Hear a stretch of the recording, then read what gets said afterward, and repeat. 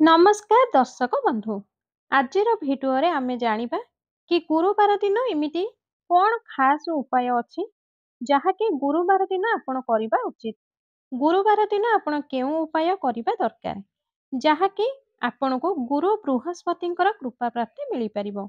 गुरु बृहस्पतिଙ୍କୁ देवताଙ୍କର गुरु कुहाଯାଏ ଏବଂ ଦେବତାମାନଙ୍କର ଯେତେ ବି ସମସ୍ୟା ଆସିଥାଏ ଗୁରୁ ବୃହସ୍ପତିଙ୍କ ଠାରୁ ସମାଧାନର ଉପାୟ ନେଇଥାନ୍ତି। ଭଗବାନ ବ୍ରହ୍ମା ବିଷ୍ଣୁ ଭଗବାନ ଶଙ୍କର ବି ବୃହସ୍ପତିଙ୍କ ଠାରୁ ବୁଦ୍ଧି ନେଇଥାନ୍ତି ଏବଂ ନାରଦ ମୁନି ବି ବୃହସ୍ପତି ଭଗବାନ ଶିଷ୍ୟ ଅଟନ୍ତି।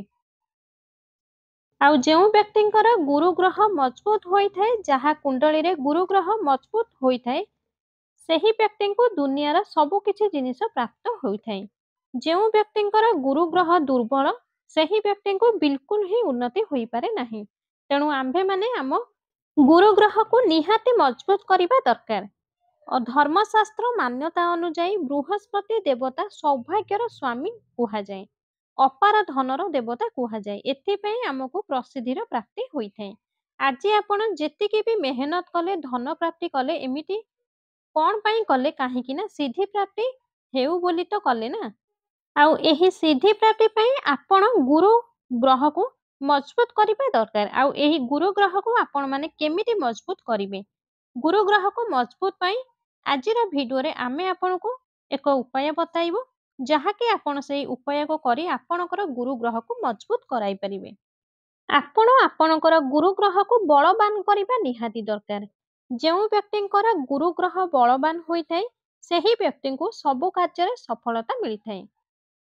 ଗୁରୁବାରେ ଆପଣ ଆପଣଙ୍କର କେଶ ଧୁଅନ୍ତୁ ନାହିଁ, କାହିଁକି ନା ଗୁରୁ ଗ୍ରହ କମଜୋରି ଯୋଗୁଁ ଆପଣଙ୍କର ପତି ଏବଂ ପୁତ୍ର ଏହି ଦୁଇ ଜଣ ଜୀବନରେ ସଙ୍କଟ ଆସିଥାଏ। ଆପଣଙ୍କର ପତିଙ୍କର ଆଧ୍ୟାତ୍ମିକ ଉନ୍ନତି ରୋକି ହୋଇଯାଇଥାଏ। ଆପଣଙ୍କର ପୁତ୍ର ବିଦ୍ୟାର୍ଥୀ ହୋଇଥିଲେ ବି ଆପଣଙ୍କର ପୁତ୍ରର ଲେଖାପଢ଼ାରେ କମଜୋର ହୋଇଯିବ। ତେଣୁ ଆପଣମାନେ ଏହି କଥାର ବିଶେଷ ଧ୍ୟାନ ରଖିବେ ଯେ ଗୁରୁବାର ଦିନ ଆପଣ ଆପଣଙ୍କର କେଶ ଧୋଇବେ ନାହିଁ। ଦେଖନ୍ତୁ, ଗୁରୁ ବୃହସ୍ପତି କିଏ? ଗୁରୁ ବୃହସ୍ପତି ଦେବତାଙ୍କର ଗୁରୁ ଅଟନ୍ତି। ପବିତ୍ର ଜ୍ଞାନ ରଖିବା ବାଲା ଏକ ପ୍ରକାର ଗୁରୁ କ୍ଷେତ୍ର ବି କହିପାରିବା। ଗୁରୁ ଗ୍ରହ କୃପାରୁ ହିଁ ଆମ୍ଭେମାନେ ସଂସାରରେ ଧର୍ମ ଠିକ ତରିକାରେ ଚାଲିପାରୁଛି। ଗୁରୁ ବୃହସ୍ପତିଙ୍କ ପୂଜା ସ୍ୱୟଂ ଶନିଦେବ ଏବଂ ସମସ୍ତ ଗ୍ରହମାନେ ପୂଜା କରିଥାନ୍ତି। ଗୁରୁଠାରୁ ବଡ଼ ଏହି ସଂସାରରେ ଆଉ କିଛି ନାହିଁ। ଆପଣମାନେ ଶନିଦେବଙ୍କ ପୂଜା କରନ୍ତୁ ବା ନ କରନ୍ତୁ, କିନ୍ତୁ ଗୁରୁ ଗ୍ରହର ବୃହସ୍ପତିଙ୍କ ପୂଜା ଆପଣ ଆରମ୍ଭ କରିଦିଅନ୍ତୁ, ତ ଶନିଦେବଙ୍କ କୃପା ଆପଣଙ୍କ ଉପରେ ଆରମ୍ଭ ହୋଇଯିବ। ଆପଣ ଶନିଦେବଙ୍କ ପୂଜା କରନ୍ତି ତ ଗୁରୁ ଗ୍ରହ ଆପଣଙ୍କ ଉପରେ କୃପା ବର୍ଷା କରି ନ ପାରନ୍ତି, କିନ୍ତୁ ଆପଣ ଯଦି ଗୁରୁ ଗ୍ରହକୁ ପୂଜା କରିଦିଅନ୍ତି ତ ଶନିଦେବ ନିଜେ ତାଙ୍କ କୃପା ଆପଣଙ୍କ ଉପରେ ବର୍ଷିବା ଆରମ୍ଭ ହୋଇଯିବ। ଗୁରୁଙ୍କ ବ୍ରତ ରଖିବା ଗୋଟିଏ ନିୟମ ଥାଏ। ଆପଣ ପୌଷ ମାସରେ ଗୁରୁ ବ୍ରତ ରଖିବେ ନାହିଁ, କିନ୍ତୁ ସବୁ ମାସରେ ଆପଣ ବ୍ରତ ରଖିପାରିବେ। ଆଉ ଯେଉଁ ମାସରେ ଶୁକ୍ଳପକ୍ଷ ଗୁରୁବାର ପଡ଼ିଥାଏ ତ ଆପଣ ଏହି ଗୁରୁବାରେ ଗୁରୁ ବ୍ରତ ଆରମ୍ଭ କରିପାରିବେ। 16 ଗୁରୁବାର ଏହି ବ୍ରତ ରଖିବା ଉଚିତ। ଯଦି ଆପଣ ବର୍ଷରେ 16ଟା ଗୁରୁବାର ରଖିଥାନ୍ତି ତ ଆପଣଙ୍କର କୁଣ୍ଡଳୀରେ ଗୁରୁ ଗ୍ରହ ମଜବୁତ ହୋଇଯିବ। ଆଉ ଆପଣଙ୍କର କୁଣ୍ଡଳୀର ଗୁରୁ ଗ୍ରହ ଯଦି ମଜବୁତ ହୋଇଥାନ୍ତି, ଯେଉଁ ବ୍ୟକ୍ତିଙ୍କ କୁଣ୍ଡଳୀରେ ଗୁରୁ ଗ୍ରହ ମଜବୁତ ହୋଇଥାଏ, ସେହି ବ୍ୟକ୍ତିଙ୍କ ବୁଦ୍ଧି ଅଧିକ ତୀବ୍ର ହୋଇଥାଏ, କମ୍ପ୍ୟୁଟର ଭଳି ଫାଷ୍ଟ ହୋଇଥାଏ। 16 ଗୁରୁବାର ଶେଷ କରି କୌଣସି ବି ଗୁରୁବାର ଶୁକ୍ଳପକ୍ଷ ତିଥିରେ ଆପଣ ଗୁରୁବାର ବ୍ରତ ଉଠାଇ ପାରିବେ। ଭଗବାନ ଶ୍ରୀହରି ବିଷ୍ଣୁଙ୍କୁ ପ୍ରସନ୍ନ କରିବା ପାଇଁ ଗୁରୁବାର ଦିନ ଆପଣ ବିଷ୍ଣୁ ସହସ୍ର ନାମ ପାଠ କରିବେ ଏବଂ ପୂଜା ପାଠ କରିସାରି ଭଗବାନ ଶ୍ରୀହରି ବିଷ୍ଣୁଙ୍କୁ ପ୍ରସନ୍ନ କରିପାରିବେ। ଏବଂ ଯେଉଁ ବ୍ୟକ୍ତି ଭଗବାନ ଶ୍ରୀହରି ବିଷ୍ଣୁଙ୍କୁ ପ୍ରସନ୍ନ କରିଦେଇଥାନ୍ତି, ସେହି ବ୍ୟକ୍ତିଙ୍କ କୁଣ୍ଡଳୀରେ ସବୁ ଗ୍ରହ ହିଁ ମଜବୁତ ହୋଇଯାଏ। ଗୁରୁବାର ବ୍ରତ କରିବା ଦ୍ୱାରା କଣ ଲାଭ ମିଳିଥାଏ? ଗୁରୁବାର ବ୍ରତ ରଖିବା ଦ୍ୱାରା ଆପଣଙ୍କ ଜୀବନରେ ସୁଖ, ଶାନ୍ତି ଏବଂ ପାପର ମୁକ୍ତି ମିଳିଥାଏ, ପୁଣ୍ୟର ପ୍ରାପ୍ତି ମିଳିଥାଏ ଏବଂ ଆଗକୁ ଆପଣଙ୍କ ଜୀବନରେ ଯାହା ବି ଚାହିଁବେ ସବୁ ଜିନିଷ ଆପଣଙ୍କୁ ପ୍ରାପ୍ତ ମିଳିବ, ଆରମ୍ଭ ହୋଇଯାଇଥାଏ। ଯଦି ଆପଣ ଆପଣଙ୍କର ଗୁରୁ ଗ୍ରହକୁ ମଜବୁତ କରିବା ପାଇଁ ଚାହାନ୍ତି, ତେବେ ଆପଣ ଗୁରୁବାର ଦିନ କେଉଁ ମନ୍ତ୍ର ଜପିବେ ତେବେ ଆସନ୍ତୁ ମନ୍ତ୍ରଟି ଜାଣିବା। ମନ୍ତ୍ରଟି ଜାଣିବା ପୂର୍ବରୁ ମୋର ଆପଣଙ୍କୁ ଅନୁରୋଧ, ଭିଡିଓଟିକୁ ଶେଷ ଯାଏ ନିହାତି ଦେଖନ୍ତୁ। भिडियोटी जदि आपको पसंद आसिबो तेबे भिडियोटी को गोटे लाइक करी भिडियोटी को अधिकरू अधिक मात्रा रे शेयर करंतु। कमेंट बॉक्स रे जय श्री हरि विष्णु जय माँ लक्ष्मी अवश्य लिखंतु। आम चैनल को जदि ए पर्यंत आपण माने सब्सक्राइब करि नाहांती ताले एबे ही चैनल टी को सब्सक्राइब करी पाखरे थिबा बेल आइकन टी को दबाई दियंतु, जहा फल कि आमर एही भली प्रत्येक नुआ नुआ भिडियो सर्वप्रथमे आपणक पाखरे जाई पहुंचिबो। तेबे मंत्रटी हेउची प्रथम मंत्र ओम क्लीं बृहस्पते नमः। द्वितीय मंत्रटी हेउची ओम ग्राम ग्रीम ग्रोम सा गुरुवे नमः। तृतीय मंत्रटी होउची ओम एम श्री बृहस्पते नमः। चतुर्थ मंत्रटी होउची ओम गुम गुरुवे नमः। एही मंत्रटी हेउची गुरु ग्रह बृहस्पति को मजबूत करिबा पई गोटिए जबरदस्त चमत्कारी बड़ पावरफुल मंत्र अटे। जदि गुरुवारे आपण क्षीर पिउछंती तेबे सेही क्षीर रे अल्प हळदी मिसाई सेही क्षीरटी को पियंतु। तो आपण क्षीर रे हळदी मिसाइला परे क्षीरटी आपणकर हळदिया होई जाय।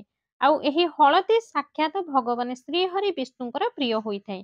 आपण गुरुवार दिन हळदी पकाई क्षीर पिउछंती तो आपण साक्षात श्री हरि विष्णुଙ୍କ सहित बृहस्पति ग्रहଙ୍କର आशीर्वाद एका संगरे आपणକୁ प्राप्ति हेबो। गुरुवार दिन आपण हळदी दान करिबा द्वारा आपण आपणकर गुरु ग्रह को मजबूत करि परिबे। खाली सेतिकी नुहे हळदी गुरुवार दिन दान करिबा द्वारा आपणକୁ भगवान श्री हरि विष्णुଙ୍କର आशीर्वाद प्राप्ति होइथाय। जदि आपण अधिक पैसा वाला तेबे आपण गुरुवार दिन सुना दान करि परिबे। एवं जदि आपण कमजोर अटंती खास करी पैसा मामला रे तेबे आपण गुरुवार दिन चना डाली दान करि देबे। एहा द्वारा आपणकर बृहस्पति ग्रह मजबूत होई जिवो। भगवान बृहस्पति को पूजा करिबा द्वारा आपणकर पुरुणा बेमारी आपणको मुक्ति मिली थाए। जो व्यक्तिंकर पेट जनित रोग बहुत व्यक्तिंकर प्रत्येक दिन पेट जंत्रणा होई थाए तो गुरुवार दिन आपण व्रत रखिबा आरंभ करि दियंतु। देखिबे आपणकर पेट जंत्रणा दूर होई जिवो।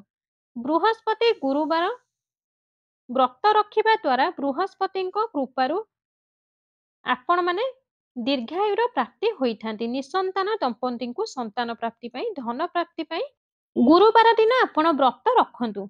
देखंतु गुरुवार दिन आपण व्रत रखंतु किंबा न रखंतु किंतु गुरुवार दिन आपण भगवान शंकरଙ୍କ शिवलिंग रे चना डाली नाही तो बेसन लडू जरूर चढ़ांतु। एहा द्वारा आपणकर गुरु ग्रह बृहस्पति मजबूत होई जिवे। हिंदू धर्म रे झाड़ू को माता लक्ष्मीଙ୍କର प्रतीक बोली मना जाए। तेणु आपणकर घरर पुरुणा झाड़ू को आपण शुक्रवार दिन फोपाड़िबा उचित। जदि आपण चाहंती तेबे गुरुवार दिन आपण नुआ झाड़ू किनिके घर को आनी परिबे। पुराण शास्त्र रे गुरुवार दिन शुभ कार्य पई होइथाय। एही दिन आपण सुना चांदी वस्त्र किणाकिणी करिबा शुभ होइथाय। गुरुवार दिन एही उपायटी निहाती करंतु करोड़पति बनी जिवे। एही उपाय को जदि आपण करि देउछंती तेबे आपणकर घरे धन वर्षा स्टार्ट होई जिवो।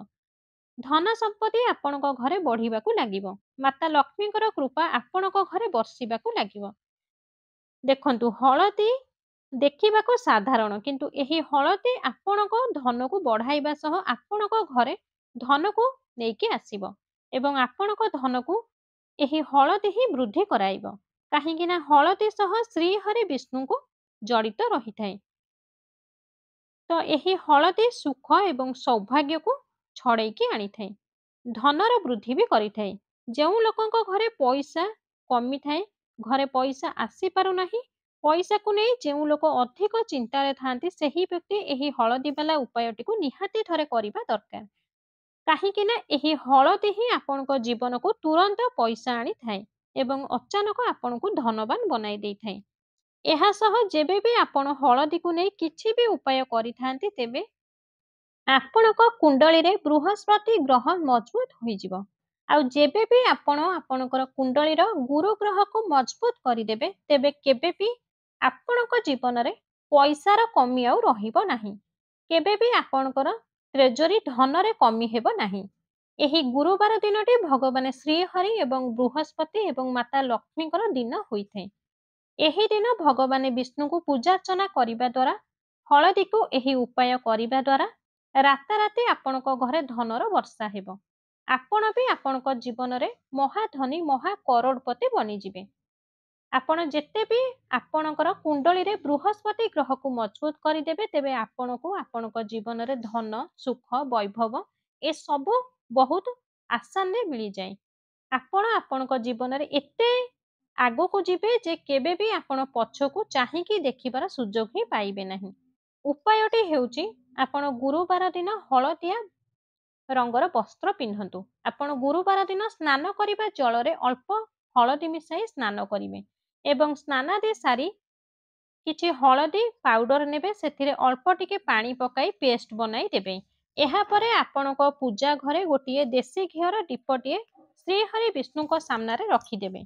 ଏହାପରେ ହଳଦୀ ପେଷ୍ଟକୁ ଶ୍ରୀହରି ବିଷ୍ଣୁଙ୍କୁ ତିଳକ ପରି ଲଗାଇ ଦେବେ। ଏହାପରେ ଆପଣ ଶ୍ରୀହରି ବିଷ୍ଣୁଙ୍କୁ ସବୁଦିନ ଯେପରି ପୂଜାର୍ଚ୍ଚନା କରନ୍ତି ଠିକ୍ ସେହିପରି ପୂଜାର୍ଚ୍ଚନା କରିବେ। ହଳଦୀ ପେଷ୍ଟ ଆପଣ ଶ୍ରୀହରି ବିଷ୍ଣୁଙ୍କୁ ଲଗାଇ ସାରିବା ପରେ ଆପଣଙ୍କର ମସ୍ତକରେ ଏବଂ ଗଳାରେ ମଧ୍ୟ ହଳଦୀ ତିଳକ ଲଗାଇଦେବେ।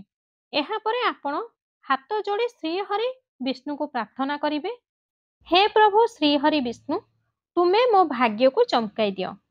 ମୋ ଶୋଇଥିବା ଭାଗ୍ୟକୁ ତୁମେ ଉଠାଇ ଦିଅ। ତୁମ କୃପା ସବୁବେଳେ ମୋ ଉପରେ ରଖିଥାଅ। ବାସ୍ ଏତିକି ହିଁ ଆପଣ ପ୍ରାର୍ଥନା କରିଦେବେ। ଏହାପରେ ଓମ୍ ନମୋ ଭଗବତେ ବାସୁଦେବାୟ ନମଃ ଏହି ମନ୍ତ୍ରକୁ ଆପଣ 11ରୁ 12 ଥର ଜପ କରିବେ। ବାସ୍ ଏତିକି ଉପାୟ ଆପଣ ଗୁରୁବାର ଦିନ କରିଦେବେ। ଏହି ଉପାୟକୁ ଆପଣ ଯେମିତି କରିବେ ଶ୍ରୀହରି ବିଷ୍ଣୁଙ୍କ କୃପା ଆପଣଙ୍କୁ ପ୍ରାପ୍ତ ହୋଇଯିବ। ସବୁ କାମ ଆପଣଙ୍କର ସଫଳ ହେବ। ପଇସା ଆପଣଙ୍କ ଘରକୁ ରାତାରାତି ଆସିବା ଆରମ୍ଭ ହୋଇଯିବ। ଆଜିର ଭିଡ଼ିଓରେ କୁହାଯାଇଥିବା ପ୍ରତ୍ୟେକ ଉପାୟ ଗୁଡ଼ିକୁ ଆପଣଙ୍କ ଜୀବନରେ କରନ୍ତୁ ଏବଂ ଆପଣଙ୍କ ଜୀବନକୁ ନିଜେ ନିଜେ ସଜାଡ଼ନ୍ତୁ। ଭିଡ଼ିଓଟି ଯଦି ଆପଣଙ୍କୁ ପସନ୍ଦ ଆସିଥାଏ ତେବେ ଭିଡ଼ିଓଟିକୁ ଗୋଟେ ଲାଇକ୍ କରିଦିଅନ୍ତୁ। ଚ୍ୟାନେଲଟିକୁ ସବସ୍କ୍ରାଇବ୍ କରି ପାଖରେ ଥିବା ବେଲ୍ ଆଇକନଟିକୁ ଦବାଇ ଦିଅନ୍ତୁ।